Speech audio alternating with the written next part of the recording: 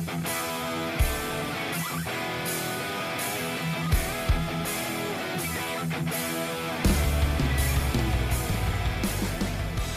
back into the Red Zone podcast. My name is Colten Bartholomew, UW football beat reporter here for the Wisconsin State Journal, joined by longtime basketball and football beat reporter Jim Polzin. And Jim, it's a rough week here in Badgerland. Fans are very angry about this basketball team and where things stand right now after a tough loss on Sunday to Michigan. Just what's been the feeling the last couple of days as people are kind of digesting that and looking ahead here?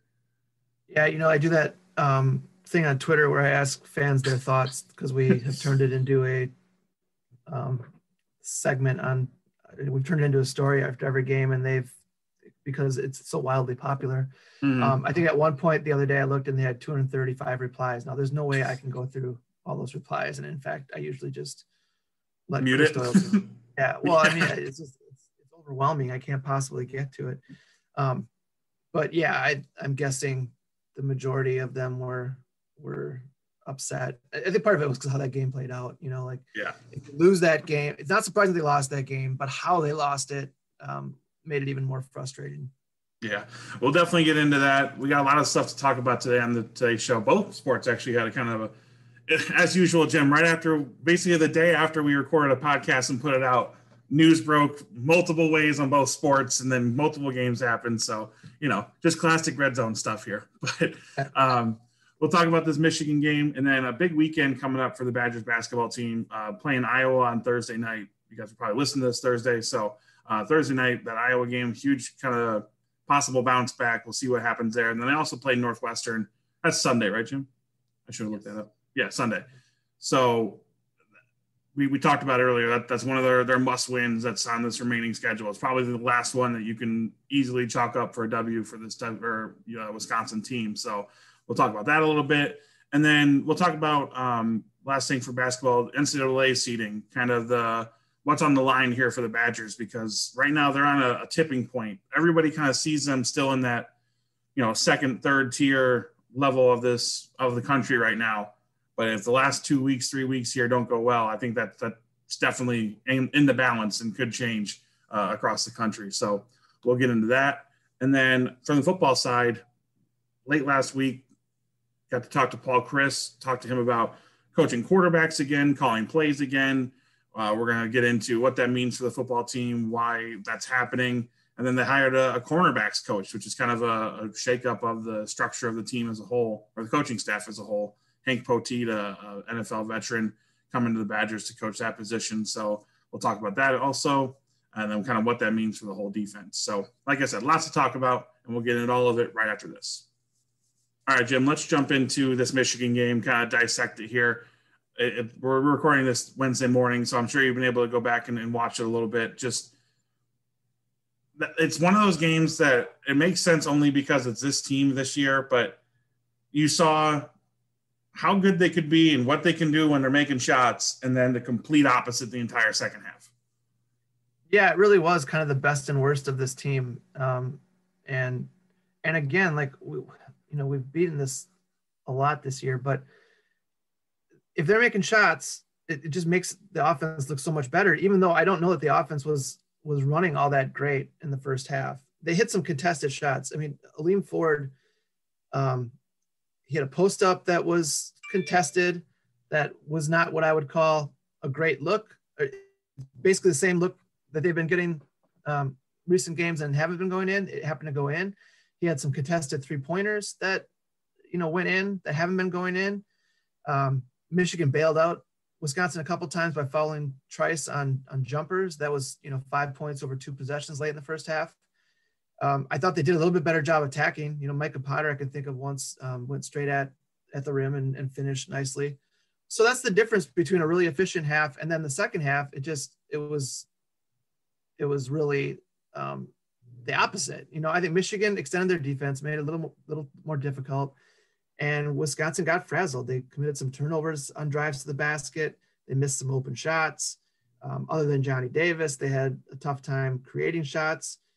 And, suddenly you end it with 20 points and 34 possessions, which is, a pretty awful efficiency percentage.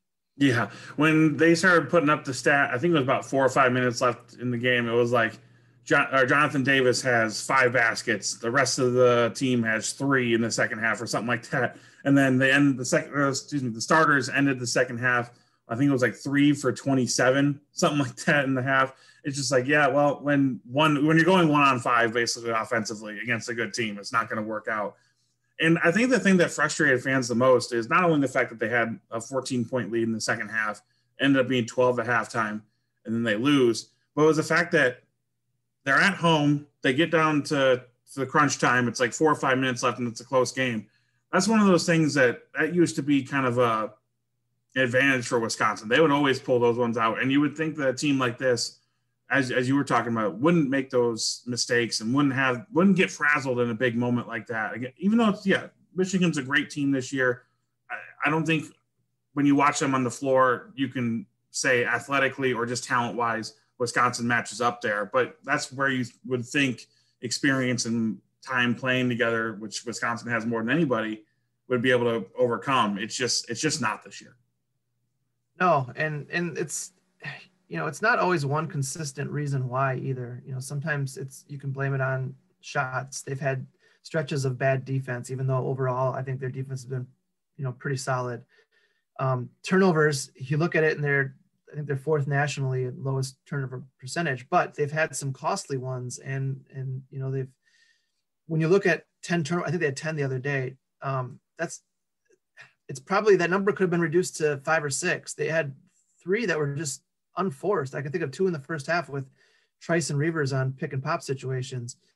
There was one in the second half where they got a really nice stop defensively. I think they're up 5, and they had a really nice stop defensively. Davison comes up with kind of a 50-50 rebound and passes it to Trice, who wasn't looking, and the ball goes out of bounds in the backcourt. And it's just like, you've wasted it. You don't even get a shot off that possession. And those are the things that when you're struggling offensively, you can't do. I mean, you can't go trips without at least a shot. Yeah. Right. Even if it's a bad shot, it's, at least got some kind of chance of going in. So it's a lot of things, again, it's not just 1 or 2 people. It's different people every game. Aleem Ford finally had a really good half the other day. But others didn't. Reavers struggled again. Brad Davison missed it. That was a big moment of the game. If we want to talk about big moments, Davison misses point blank range, and then they go to the review to see if it was a flagrant foul. Mm-hmm. So not only does he miss a basket there that really should have been 2 points, Wisconsin gets a technical foul out of it, and Trice only makes 1 of 2 free throws. So you're looking at what could have been 4 points. You only get 1 out of it. And the same thing happened in Illinois a couple weeks ago. There was possession they could have had 7 or 8 points, and they had 3. And they're leaving points on the board, and that's what you just can't do. I mean, it's a frustrating thing for this team is as much as they struggle offensively, you can't give away opportunities to score, and they just are too much. Yeah, it's just so weird because it's the worst season, I feel like, to not be able to be there. As we've talked about on the podcast before, the challenges of kind of covering some of these teams because something seems off, and it's tough when you're doing Zoom calls and whatever else when there's 8 people on every conversation you have to try to figure that stuff out, because it's just like the stuff that's plaguing this team, as you mentioned, the unforced turnovers. It doesn't seem like at times they're locked in defensively when that was going to be their calling card, because I mean, obviously it's a Wisconsin team, but just this team in particular it was always going to be defense leading the offense for them. But it's just something just doesn't seem connecting, and we're so late in the season now that it's just like I can't see a switch flipping here and things magically turn around kind of like they did last season. And I don't know, it's just that run that they had to win the regular season championship last year and look like one of the best teams in the country going into the tournament. I just can't see this team being able to find that. No, we were talking beforehand before we started recording that one of the differences is down the stretch last year it wasn't an easy schedule, but it was certainly easier than this closing run. So it's kind of an apples and orange comparison because you're playing just much harder competition. And that goes to the overall theme is that the Big Ten has gotten better this season, much better. A lot of teams around them have gotten better. Wisconsin has not gotten better. And in some cases, it's just individually, they're not performing as well as they did last year. compare the numbers. It's simple. So that's part of it is, there were a lot of expectations on this team, but those were made with the expectation that this team could progress from where it was last February and early March. And it hasn't happened. And I know I'm talking to Greg Gard yesterday. He's frustrated because they just haven't found a rhythm offensively at all. And, he's tried different lineups. He was asked again about using Potter and Reavers together. Not by you. What? Was that by you or? No, someone else asked. Okay. And I will say this, I wouldn't be completely shocked if those two start together tomorrow against Iowa. Okay. Against Iowa, yeah. Only because Iowa goes big, right? Iowa starts Garza and Keegan Murray.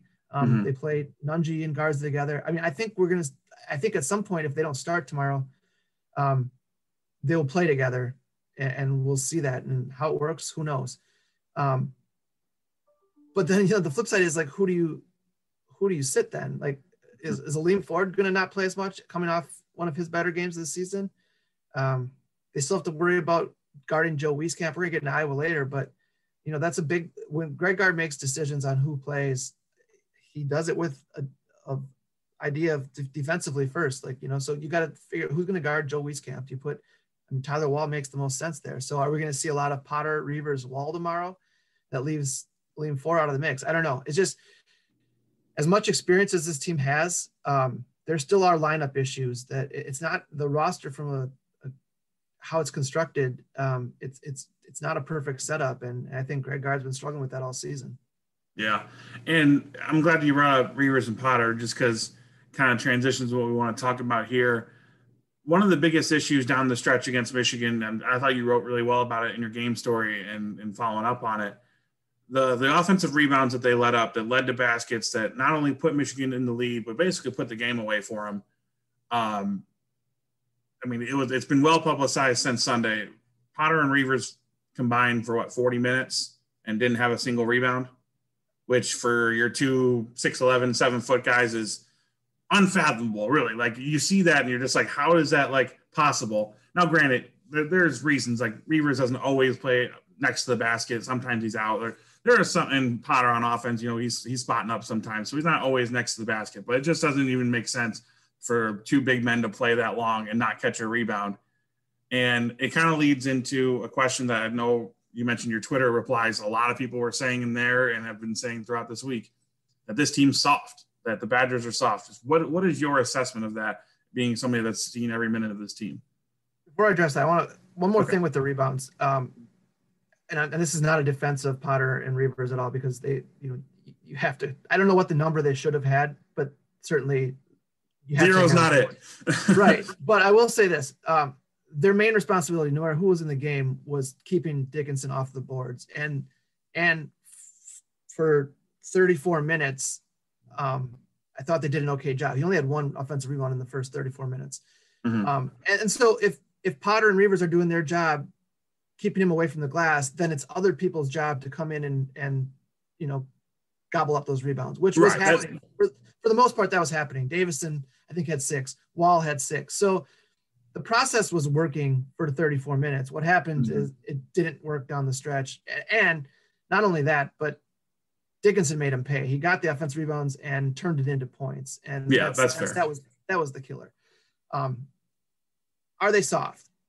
Here's the thing that I've really been struggling with is this is largely the same roster that won the Big Ten championship last year, that overcame, it's been well documented, incredible amount of adversity to do so. I mean, Howard Moore's accident, the Kobe King leaving.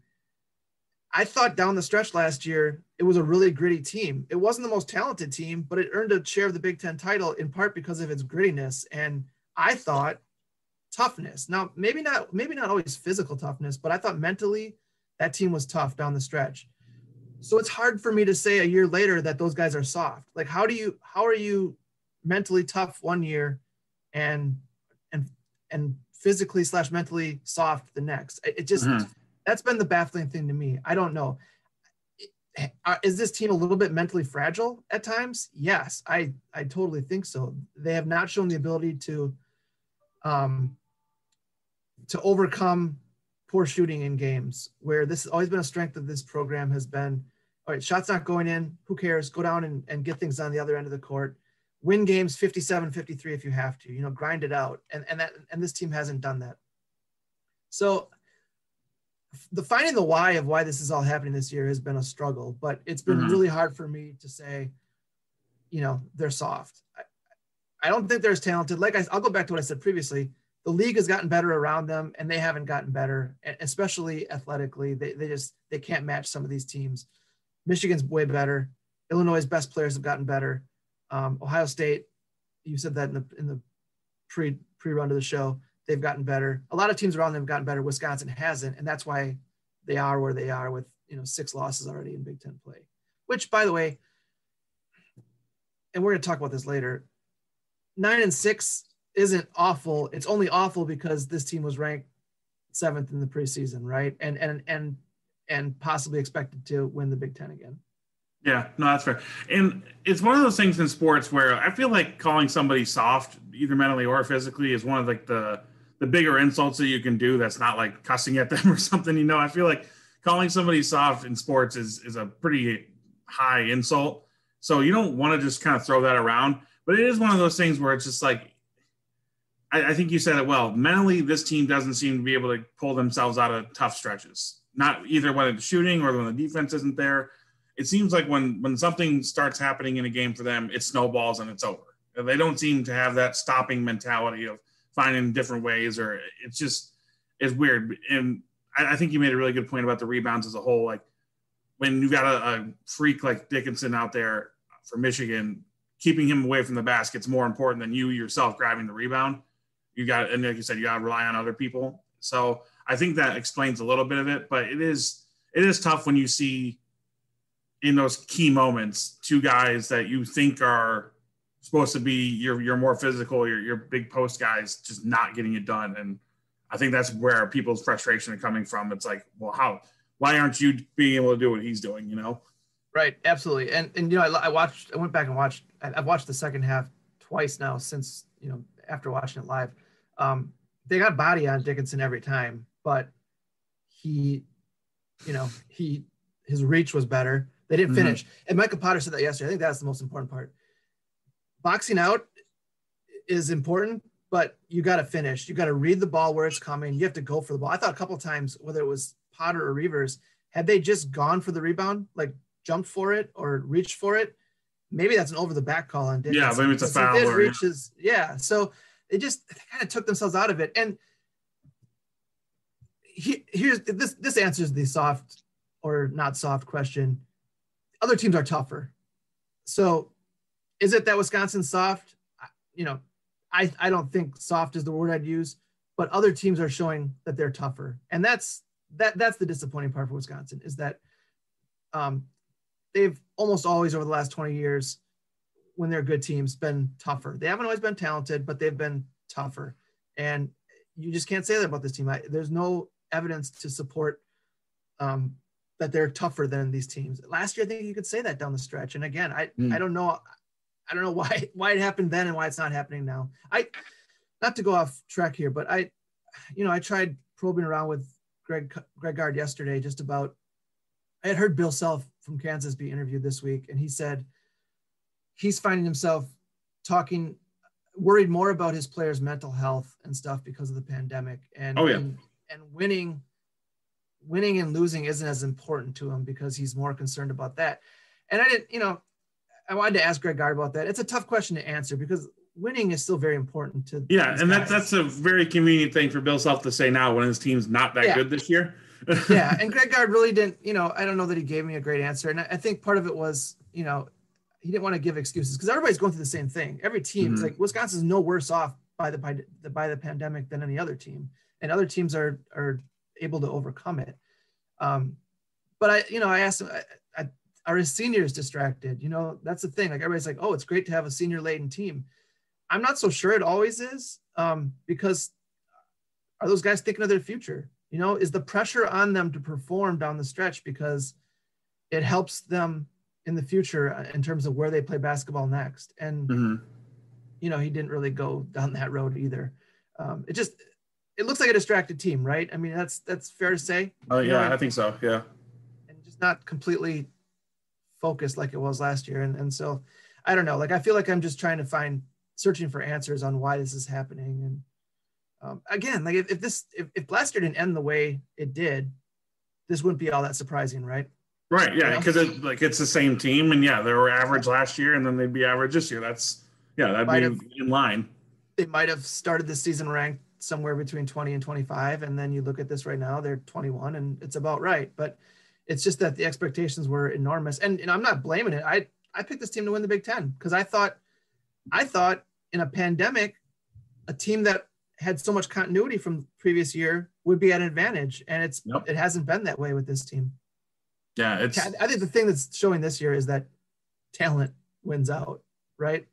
In a sport like I feel like in basketball where the variables are, I think, just lessened because there's only 5 guys, right? Like, yeah, talent is eventually going to win out, especially when you get to this point of the year. I think once you found the routine of how to manage the pandemic and how you practice and do all this travel and everything else, like, yeah, then eventually it's just going to come back down to who's got the better team on the floor. And I think football and some of the other sports we're seeing at the college level, the continuity and the experience teams had together made a lot more difference than it's making right now in college basketball. Because, I mean, you look at Gonzaga and Baylor, like, far and away, like, the top 2 teams, like, it's them and, Michigan, now Ohio State kind of in that top tier mix. I mean, Gonzaga's best players are freshmen that didn't get to practice with them until a week before the season started, basically. So, I mean, it's really coming down to talent right now. So let's jump ahead to this Iowa game, Jim, because it's not to say that the entire season swings on it, because I think the season, even with a win, the season's going to still be looked at as a little bit of a disappointment. But you look at their wins, the 15 wins they have right now, what's their best win? What's their signature win that's on the resume at the moment? I mean, weirdly enough, it might be Loyola in the non-conference because of where they were in the net rankings then, Yeah, I mean, that's the thing, which seems crazy. I mean, Louisville on paper is a good win, but I think we all know that Louisville was coming off a pause because of a COVID-19 positive test and didn't have its best player that game. Mm-hmm. So again, the computers love that win, but how impressive was it really? Probably at Rutgers to me is the best, is one of the best wins.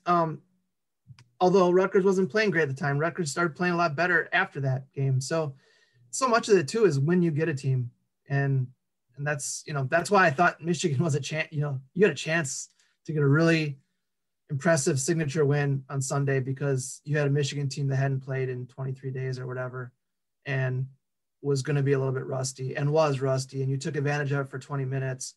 But I think there's no doubt that Michigan's the better team and showed in the second half. Right.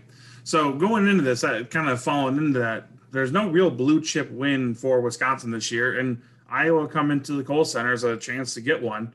And you've got it in our notes here, Jim, that Wisconsin hasn't lost 2 games in a row this season, so that kind of bodes well for them. And but at the same time, Iowa is a very, very difficult team to stop defensively.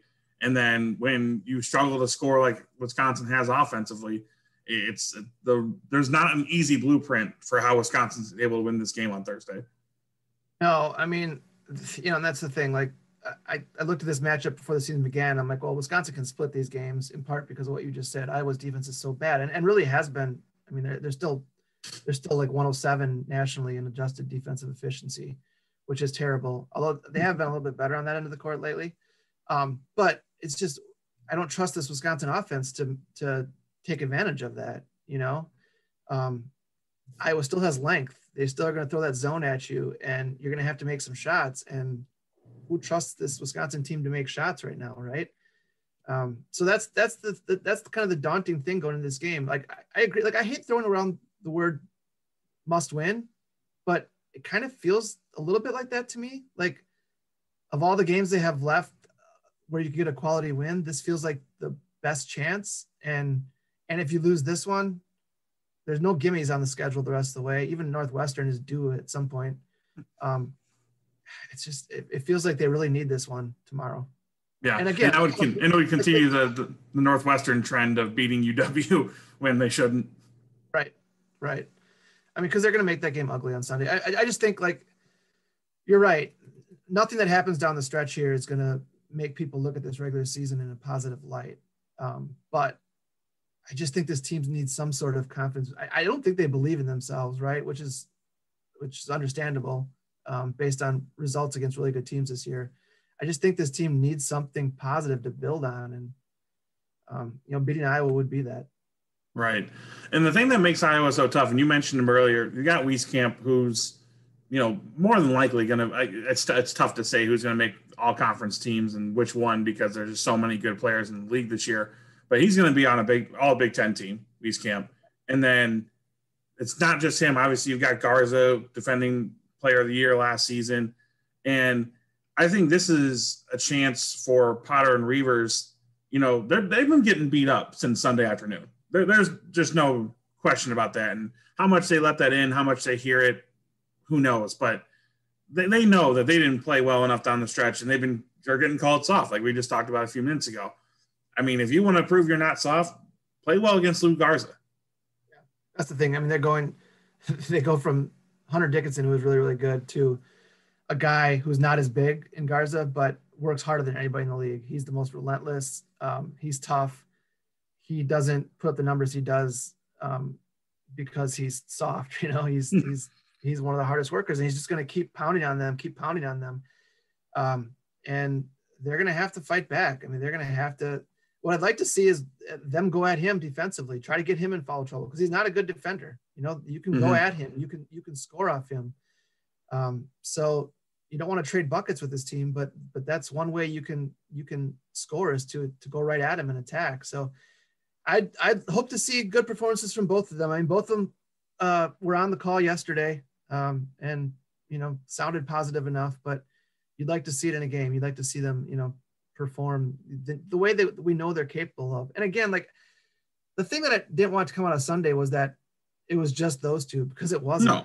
No. I mean, you can go down the list of players that were responsible for that loss. Brad Davison was partly responsible for that loss. Trice didn't play the greatest. It's a lot of things going wrong. It's never just one or two guys, but certainly the offensive rebounding was the stat that stood out down the stretch. For sure. And I think one of the things that you mentioned right there that's really important, and I don't watch a ton of Iowa games, not going to claim like I do, but the times I have, when Garza has a foul in the first half, he becomes a turnstile. And which I don't blame him. He knows how important he is to the team on offense and what he can do rebounding and everything like that. But when you get a foul on him early, he just lets you score. And that's something that you've got to take advantage of if you're Wisconsin, and you can get a foul on him. And you try to do it again in the second half, get them up to 3, and then make them, play less aggressive, because I think this game's going to have to be won by, if Wisconsin wins this game, they've got to shoot 20, 25 free throws. I don't see a pathway with how they're shooting the ball from 3, and not like you can trade threes with this Iowa team. But to me, if you're going to beat Iowa right now, the way Wisconsin's playing, you've got to get to the line and use the fact that you were one of the better free throw shooting teams in the country to your advantage. Yeah. When's the last time that happened? I'm trying to think of a game where I really thought they were aggressive enough to build. Yeah, that's the problem too. That just hasn't happened. And, but you're right. I mean, you got to go at this defense. You got to make Jordan Bohannon work on defense. He's not a good defender either. They've got enough guys on this team that aren't good defenders and you can take advantage of, but you got to do it. You got to make shots, and we'll see if they're capable of doing that. They haven't shot 20 free throws in a game since Indiana on January 7th, and that was a double overtime game. So it took 10 extra minutes. They shot 30 at Michigan State in the second Big Ten game of the year.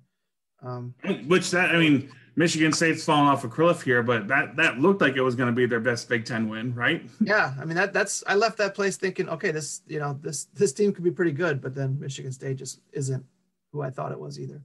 Yeah, you mentioned Bohannon. Did you see his comments on Tuesday? Yeah, did you see them all though? No, I just saw the $20,000 in the McDonald's bag one. So. Yeah, right. I mean, there was. I don't want to call out anybody, but there was a lot of clickbaiting going on yesterday. Okay. I watched the video.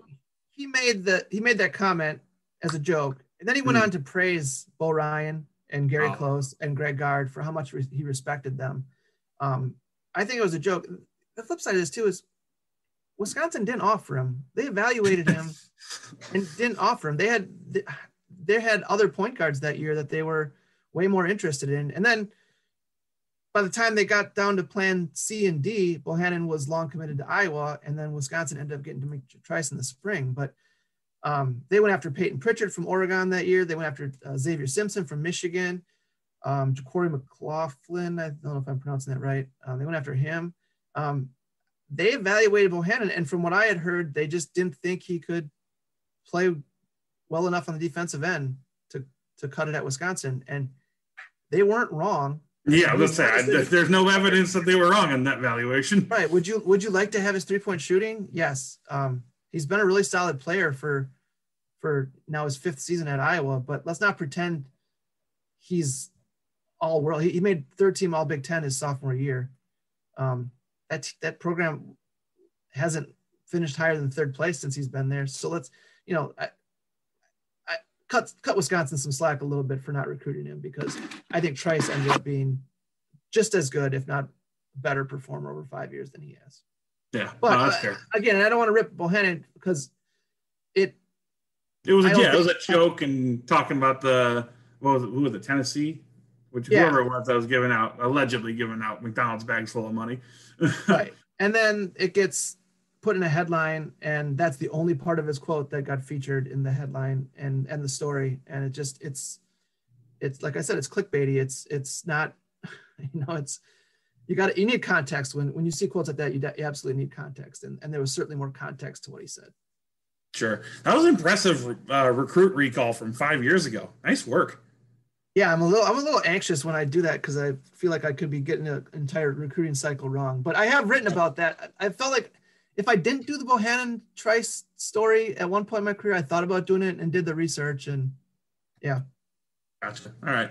Let's, as we wrap up basketball here, let's talk about NCAA seeding. You can go on madison.com and check out. I collected all the top bracketologists' opinions for this week for the Badgers. Obviously, it can change with a win on Thursday night against Iowa, but right now the Badgers sit at either the last 5 seed or a middle 6 seed in all the major bracketology projections. This stretch down last 5 games here, where you've got Iowa twice, Illinois, Purdue, lots of chances to possibly up that for the Badgers.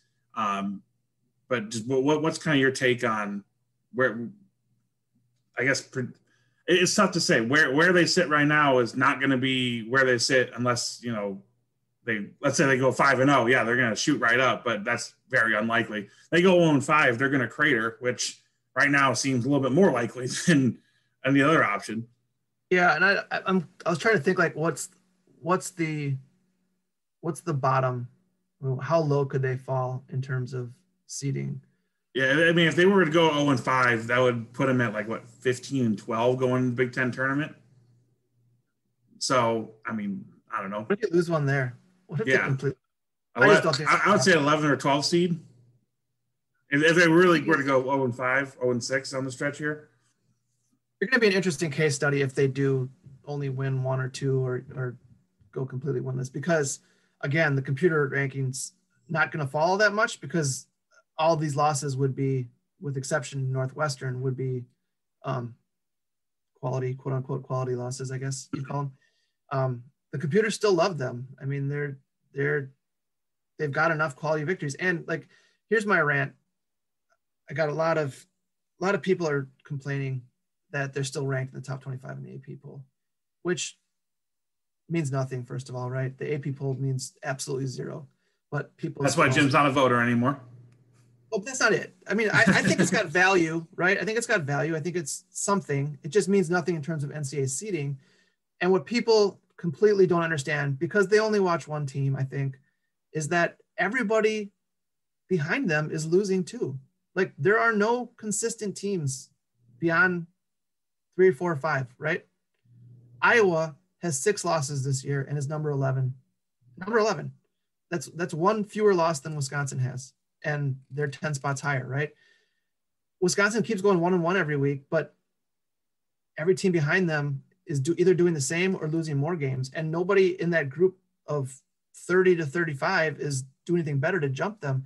It's just that there's a lot of parity once you get beyond top 8 or 9 or whatever. Mm-hmm. So do I think Wisconsin deserves to be ranked 21? I'm fine with it. Like if you don't have Wisconsin, if you're a ranker, if you're a pollster and you don't have them in the top 25, that's fine. I don't care. Like either way, that's fine. I'm not going to like criticize you, but there's probably a team at 20 or 21 in your poll that doesn't belong there, right? Like what do you do with Loyola, which has lost to Wisconsin by 14 points? And with the exception of Drake, doesn't really play anybody during the Missouri Valley Conference. There's a lot of teams with pretty records that just don't play anybody. You can't punish a team like Wisconsin that plays in the Big Ten, where every game is a top 50 KenPom or top 50 net game. You know, it's just right hard. So I don't know. That's my long-winded rant on people getting mad about the AP poll and saying that this team, like one guy's like, you keep telling people that Wisconsin is good. I don't at all. That's not what I'm saying. Listen to this podcast. I don't think that's what he's saying.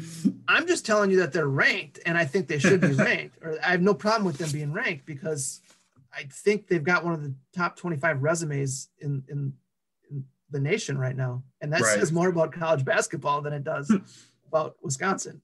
Yeah, I saw a thing this week that this year's Big Ten was chasing. I think it was 04 or 05 ACC. For like the greatest KenPom conference in like the history of KenPom, which is what 35 years ish. No, it's like 2001, so 21 years. Okay. Yeah, well, yeah. So it goes, still, I mean, it had jumped like the Big 12 from I don't remember what year into the second best one. Yeah, so I mean that says something. Like you play 20 games, a 20-game schedule against that type of competition, and your computer ranking is not going to fall. And voters are. I think the astute voters are look at that and say, well, we're not going to punish a Wisconsin team that just lost the number 3 team in the nation. Mm-hmm. And was up 14 on them. It's up 14, right. And lost by 8. You know, I understand why people still have them. I mean, some people there's one guy that has them number 11 in his poll, which I can't agree with that, but that's part of the reason why, you know, it's an interesting mix. There's one guy, I think there's an 11, a 14, a 15.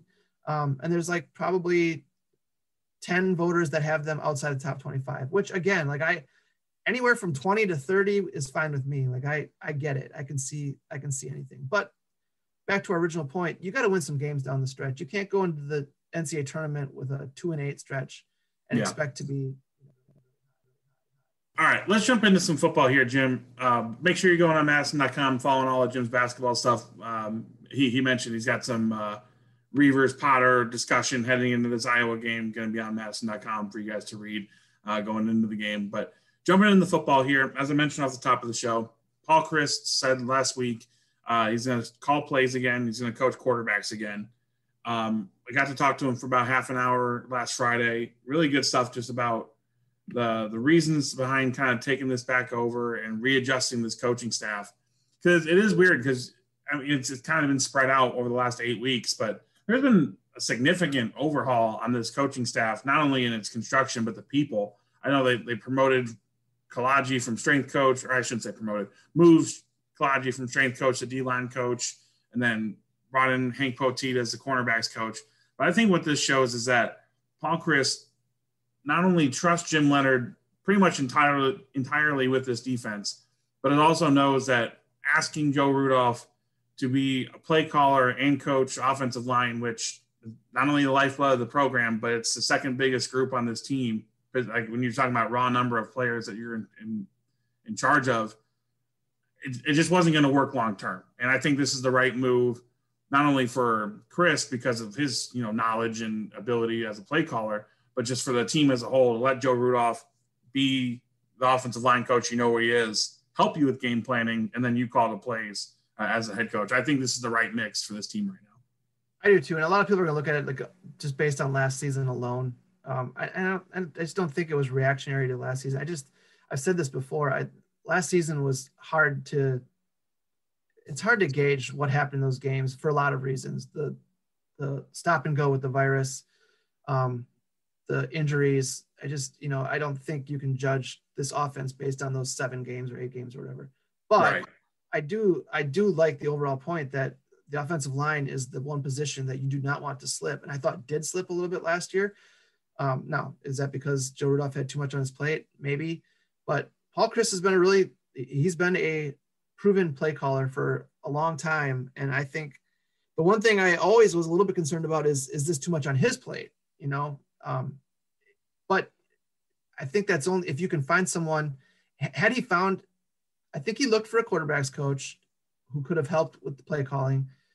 And had he found someone, I think the staff makeup could have been completely different. Does that make sense? Yeah, it's definitely possible. But I don't think he found anybody. And I don't know if it's a backup plan or another plan is, hey, I can just do this myself and, you know, be in charge of the quarterbacks still. And it'll work. I don't know. I don't see this as a big problem. And I certainly don't see it as a reaction to 2020 season.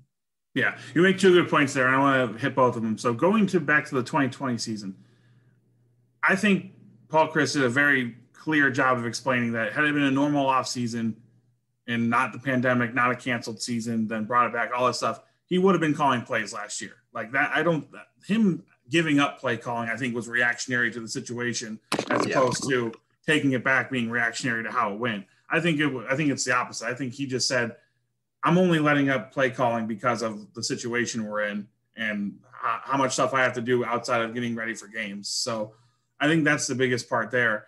But to the point of not letting the offensive line slip in this construction, he said that he's always thought about having a dedicated cornerbacks coach because corners and safeties, what you do in individual drills and some of the things that you have to do preparation-wise are so different, especially for how Jim Leonhard and this defense has been under Paul Chryst, that he said, you know, it's kind of tough where you're splitting up the group, but then having just Jim Leonhard coaching that whole defensive back group. So splitting up the group allows a lot more attention, I think, to this corner position, which has been underwhelming. I mean, we talked all about last year how much experience the corner group had. I don't think they played great. I mean, especially down the stretch, like they had that. I think Indiana was their overall best game as a group, especially considering the fact that that was the week that Wild Goose left. But outside of that, it wasn't pretty, especially when teams went deep. I mean, Iowa torched them deep, but Wake Forest was torching them until the safeties and linebackers started getting interceptions. So I think this cornerback group needed a shakeup and needed kind of some different attention in that way. And then I think, too, you got to consider the fact that Paul Chryst gets to keep Jim Leonhard. Not that he was – and I asked him specifically about this, the Packer offer for Jim Leonhard and this decision to kind of take something off his plate a little bit. Were those together or was that just kind of weird timing? He said, yeah, it was just timing. We were already in the process of hiring Hank Poteat before the Packers stuff with Jim Leonhard came up. So I wanted to put that out there and kind of put that in the story. But I think splitting those things up, letting Jim Leonhard focus on just the safety position, which he knows inside and out, and then the defense as a whole, keeping them at that level. And then if you're Paul Chryst, to me, you've got to look at this as we have a 2-year window here with Graham Mertz, who, you know, obviously struggled last season, with COVID and all this other stuff, didn't play well. But give him a real off season where he knows he's the number one guy, working with this group of receivers, which has to stay on the field. So, I mean, if you go into another year where you're on the third and fourth receiver from game 3 on, it's not going to be pretty again. But I think he sees we have a chance here with what we have, this quarterback and an offensive line that we think is going to be pretty good. Jalen Berger in the backfield. The fact that Ohio State's rebuilding, as rebuilding as Ohio State gets, they're not going to have a quarterback. Yeah. I mean, they don't have a proven quarterback next season, and they lost a ton on defense for the second year in a row. Eventually, it's got to catch up with them a little bit. Penn State's still coming up. You look at, especially in the West, I mean, Minnesota didn't have a great year. Nebraska's not there yet, obviously. Iowa just beat you, but, you know, I don't see a ton there, especially with the losses they have on defense. I think Chryst sees this as we have a 2-year window for a Big Ten championship opportunity with a quarterback that we think could be one of the best in the league. Let me put as much emphasis and effort and attention I can into that offense, into this quarterback, and try to elevate this offense as high as it can go with my involvement. Because, I mean, as we talked about before, this offense is Paul Chryst. This is who he is who he's always has been as an offensive coordinator, and this program is him. So I think this is him kind of putting all his chips on the table, trying to set everything else up around him so he can really focus in on this offense and this quarterback. Which you can do if you trust the guy running the defense, right? And you give him full and like you said, like getting a little bit off Jim Leonard's plate helps in that regard, just to that he's not focused on not having to be focused on corners, safeties, and running the defense as a whole. He just has one less item on his plate. So yeah, I think all that makes sense. Yeah, and it was funny. I just counted through the guys that you listed as corners or safeties. There's 21 of them. There's 20 offensive linemen. But then last season you had both of the guys who coached those positions entirely also calling plays for the respective side of the ball. So I think he saw that as not long-term viable. And it was funny because Chris was talking about how when he came back, who was it? Dave Aranda is still here. And he actually talked to Aranda about having a corners coach so that he didn't have to coach linebackers and they could kind of switch some things up. And Aranda said that he preferred coaching linebackers because he was relaying calls into them. All that made sense. Then Wilcox comes in, same type of deal. They talked about having a corners coach and they just accepted it. And then at that point, obviously Leonard comes in 2017, and then it kind of become established. This is the way that the coaching staff's set up. Leonard becomes DC. All right, you're also still the D-backs coach because we're not going to have wholesale changes on the staff. And then that's just how it's been. So I think the idea of shaking it up has always been on Chris' mind to open some things up for the defensive coordinator. And then now it's finally come to fruition in that he's got the guy that he wants and Hank Poteat, the guy he has experience with from Pittsburgh and likes a lot, and then has Jim Leonard on staff who he fully trusts with his defense. Yeah, I mean, it's an interesting makeup of the staff now. I mean, it's not often that you have to make multiple changes in the offseason, but they did that and got a guy that he knew. Like I said, I think we knew that he wasn't going to go too far outside the family when he made these changes, right? Or when he had to fill these positions, and he didn't. He got a guy he knew from Pittsburgh and moved Ross Kalaji into a strength and condition, or from the strength and conditioning position to the defensive line. So largely remains from a continuity standpoint, which I know has always been important to him, that remains intact. Yeah.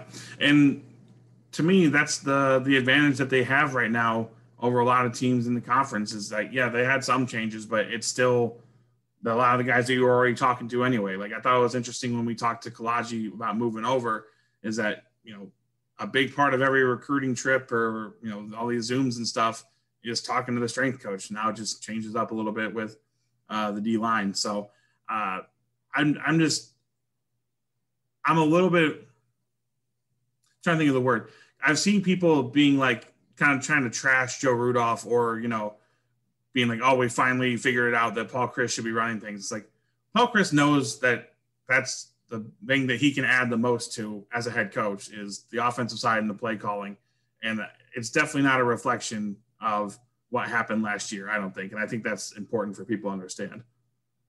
Yeah, I just keep going back to, I just don't know how, I don't know how I would evaluate last season just because of the weirdness to it. It's, I'm curious, when Paul Chryst kind of looked it over, how, he's obviously not going to talk about that, but how does he look at last season and what all went wrong? I mean, it's one of those, you can't compare it to anything.